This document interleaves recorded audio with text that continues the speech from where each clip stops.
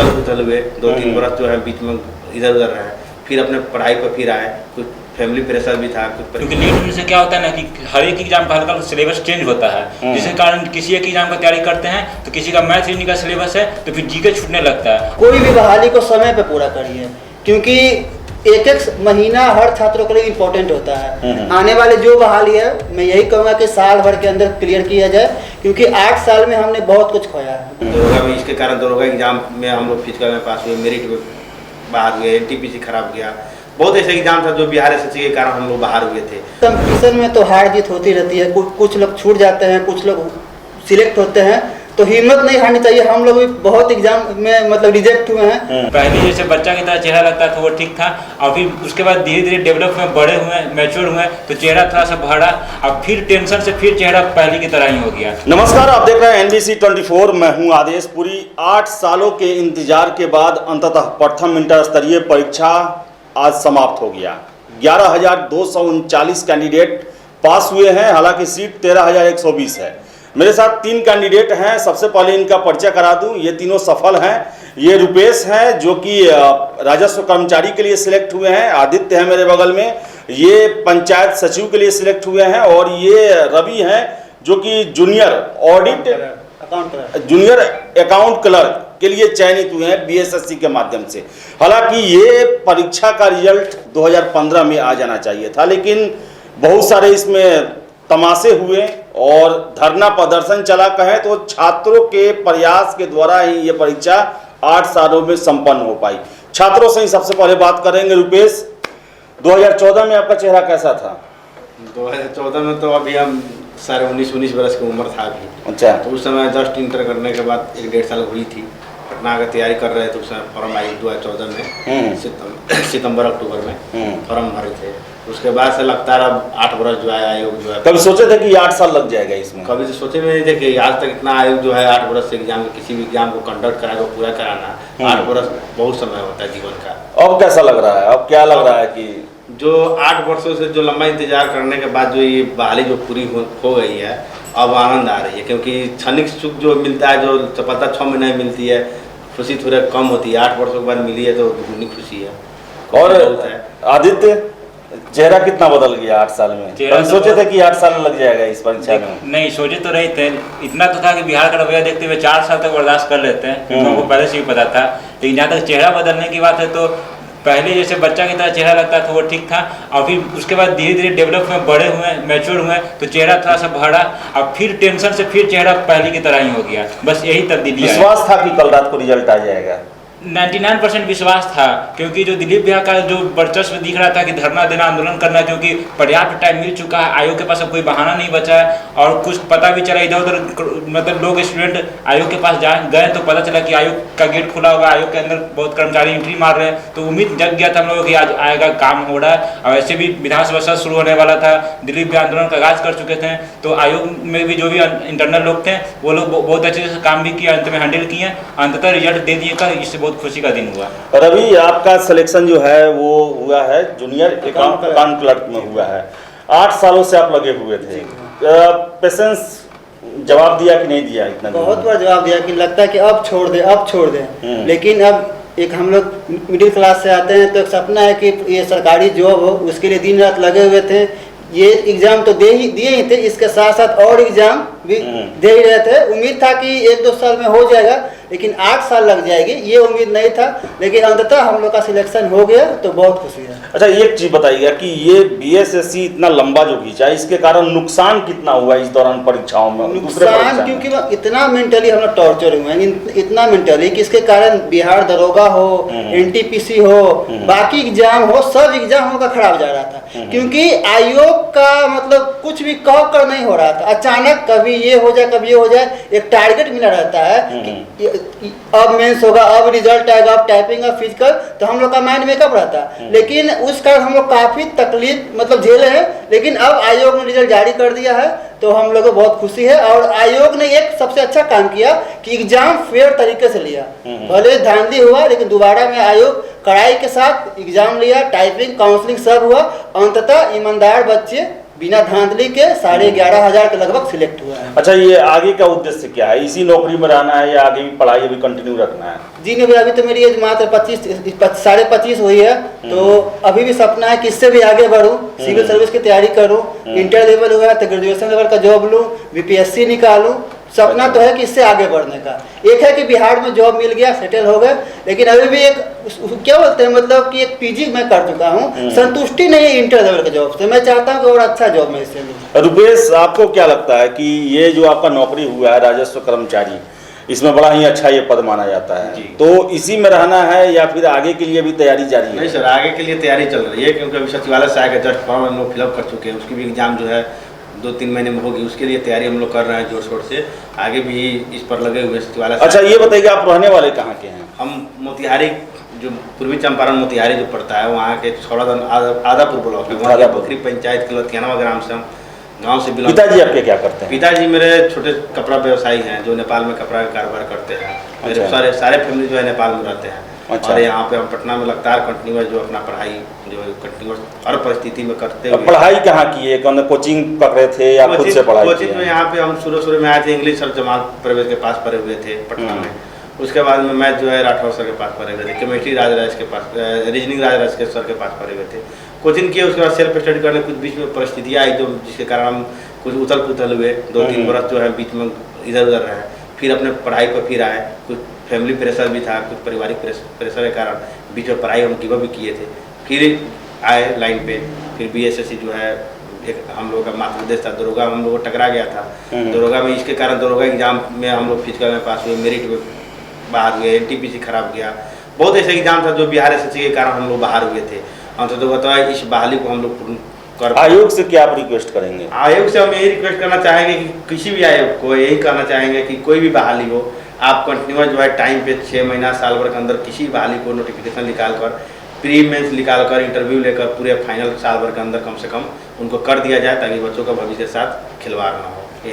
आदित्य, आपके पिताजी क्या करते हैं? मेरे पिताजी मतलब छोटे मोटा काम करते हैं, जैसे दुकान में काम करते हैं, उसी से गुजारा चलता है। कहाँ के रहने वाले आप? कहाँ के? हमें पटना जिला का, पटना सिटी का रहने वाला है। अच्छा, पटना सिटी के रहने वाले हैं।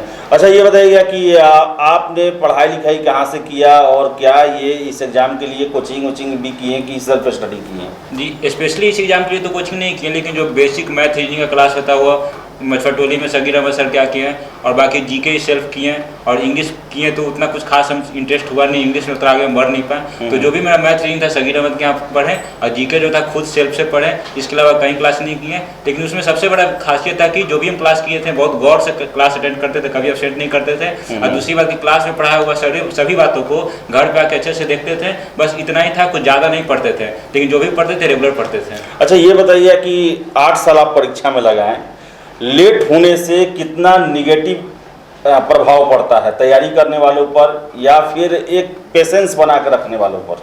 जी, लेट होने से बहुत ही प्रभाव पड़ता है, क्योंकि लेट होने से क्या होता है ना कि हर एक एग्जाम का हल्का सिलेबस चेंज होता है, जिसके कारण किसी एक एग्जाम का तैयारी करते हैं तो किसी का मैथ रीजनिंग का सिलेबस है तो फिर जीके छूटने लगता है। अब अगला एग्जाम फिर जीके का होता है, तो मान लीजिए बिहार से का मैथ रीजनिंग का खेल है, साइंस का खेल है, तो उसका तैयारी कर रहे हैं, तो फिर दरोगा का जीके वाला जीके बेसिक एग्जाम है तो वो खराब चल जाता है। फिर उस पर यदि फोकस करते हैं तो मान चला इसका एग्जाम आ जाता है, तो जिसके कारण वो खराब हो जाता है, जिसके कारण वो ढेर बुने फंस जाते हैं। लेकिन टाइम एकदम शेड्यूल बन जाए कि हाँ इतना दिन में फार्म भरा, इतना दिन में स्क्रूटनी हो जाएगा, इतना दिन में एग्जाम हो जाएगा, पीटी में सब हो जाएगा, तो उस कारण क्या होगा, एकदम फोकस होकर तैयारी होगा। बस यही हो जाता है कंपटीशन सेक्टर में, जो पूरे सेंट्रल गवर्नमेंट का चाहे बिहार गवर्नमेंट का यही रूल है कि कुछ बताता ही नहीं पहले से किस टाइप से एग्जाम लेंगे, कुछ शेड्यूल तय नहीं रहता है, इसीलिए स्टूडेंट बहुत पीछे हो जाता है और स्टूडेंट भटक जाता है। आगे भी कुछ उद्देश्य है कि इसी नौकरी में बस रहना है? नहीं, आगे उद्देश्य है, सचिवालय सहायक अभी भरे हुए, पहला टारगेट तो वो है, फिर उसको अचीव करने के बाद आगे का सोचेंगे पीसीएस लेवल का, बीपीएससी से तैयारी करने का। लेकिन अभी तो वर्तमान में सीजीएल 3 जो आया हुआ है उसको क्लियर करने का। कितना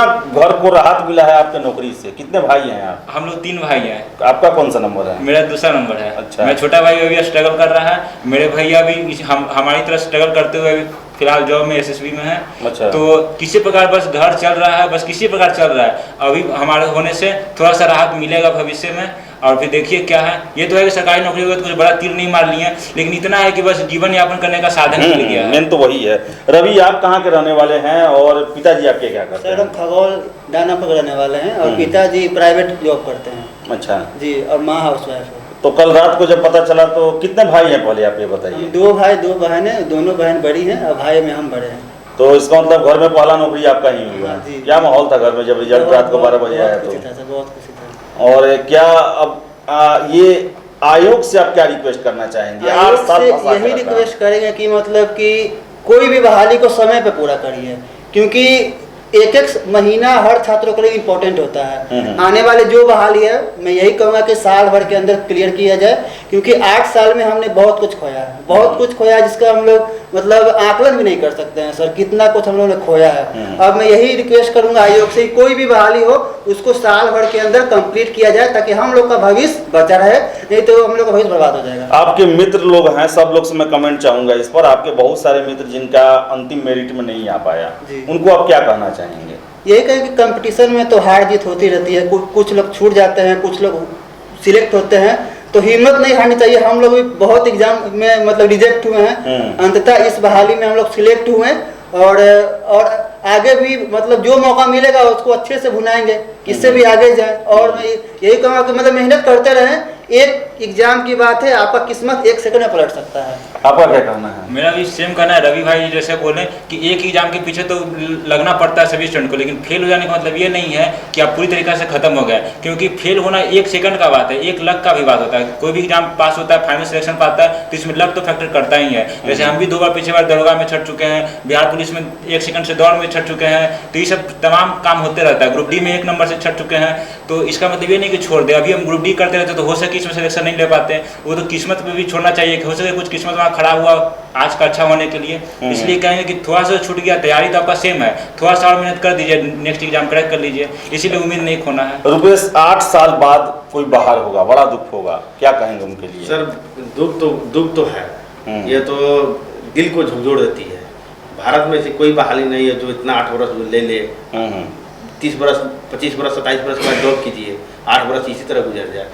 साल भर में करीब 7 वर्ष का तो वेतन मिलता, परिवार का पालन होता। हम भाई में अकेले हैं, मेरे 2 बहन हैं, एक का शादी हो चुका है, एक अभी कुंवारी है। हम लोग जो है पूरे परिवार का बोझ मेरे ऊपर पड़ा हुआ है, पूरे फैमिली का। मेरे पूरे परिवार में, पटीदार में, गोतिया देहात में मात्र एक ही जॉब है। उस गांव में, उस मोहल्ला में जो मेरे जो फैमिली लोग का मेंबर है, जो पटीदार लोग बोलते हैं, उसे मात्र एक ही जो एयरफोर्स में है, और बाकी मेरा ही लगा हुआ है। अच्छा, इतने बड़ा 100 मेंबर का फैमिली है पूरे लोग का, बस दूसरी का जो मेरा ही है। तो ये बहुत खुशी की बात है कि वहाँ से हम जो है बिजनेस नहीं कर पाए और अपना पढ़ाई किए, गिव अप नहीं किए, कंटिन्यूस जो अपना मेहनत करते हैं, विश्वास करते हैं कि एक दिन सफलता मिलेगी। 15 से 16 ऐसे विभिन्न विभागों में मेरा जो है सिलेक्शन हुआ था, और 1 नंबर, पॉइंट नंबर, मेट्रो से लेकर लगभग 7 स्टेट का एग्जाम मैंने 7 8 राज्य का एग्जाम मैंने निकाला हुआ। हरियाणा SSC का फाइनल स्टेज पे इंटरव्यू देकर छटा हुआ। बहुत ऐसे एग्जाम है, बैंक, SSC, रेलवे, दरोगा, नसीब साथ नहीं दिया, नहीं निकाला, अंततः तो सफलता मिल गई। खुशी की बात है, 8 वर्ष में मिली, लेकिन UPSC वाला फील मिल रहा है। UPSC वाला फीलिंग मिल रहा है। तो आपको बता दें कि ये जो छात्र हैं, ये बिहार के मीडियम क्लास के, और कहें तो आपने देखा हो, सुना भी होगा कि इनके पिताजी लोग क्या करते हैं, और ये नौकरी के लिए 8 साल तक जद्दोजहद करते रहे। हालांकि इस आयोग के कारण ये लोग बता रहे हैं कि कितने इनके एग्जाम जो हैं वो गड़बड़ा गए, जिसका असर पड़ा उस एग्जाम पर भी, और अंततः उसमें चयन नहीं हो पाया। लेकिन आज 8 साल बाद ही, देर से ही मिला, लेकिन खुशी मिल रहा है, और हम लोग को भी खुशी मिल रहा है, क्योंकि हम लोग भी 2.5-3 सालों से लगातार इस खबर को चला रहे थे, और परीक्षा लगता था कभी खत्म ही नहीं होगा, लेकिन अंततः खत्म हुआ। और हम आशा करेंगे कि आयोग जो है वो सेकेंड काउंसलिंग लिस्ट भी जारी करे, क्योंकि 13,120 पद अभी तक नहीं भरे हैं। तो जो भी कैंडिडेट हैं वो प्रयास करे, इसके लिए आयोग पर दबाव बनाए कि आयोग 13,120 पदों को भरे। और 3 कैंडिडेट हैं यहाँ पर, इनके जैसे हजारों कैंडिडेट हैं जो निकले हैं, सभी को शुभकामना है। और जिनका नहीं हुआ है वो हिम्मत ना हारे, तैयारी में आगे लगे रहें। हो सकता है भगवान इससे ऊपर के लिए आपको बनाए हो, रखे हो, वो समय आने पर आपको मिल जाएगा। तो फिलहाल इस वीडियो में इतना ही। बहुत बहुत धन्यवाद।